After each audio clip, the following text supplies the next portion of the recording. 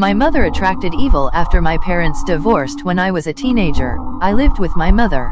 I experienced lots of paranormal happenings. Several times when I was reading in my bed, the room would start to feel really icy. Next, it would feel as if something/somebody that hated me was staring at me. When I got that feeling, I would leave the room and come back an hour later. Sometimes, during the day, I would see a shadow figure sneaking along my bedroom walls. Something in the flat was pretending to be my dog. I went into my room and heard a deep growl from under the bed. My dog wasn't capable of making a noise that deep.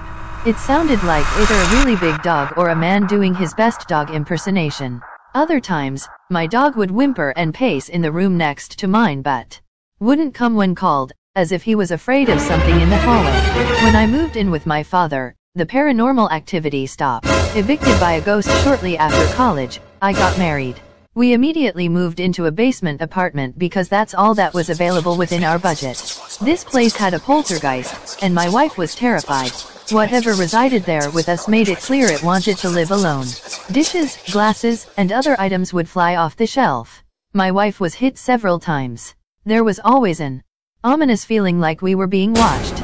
At night when we walked through the apartment in the dark, there would be insanely bright flashes of light that would illuminate the entire room.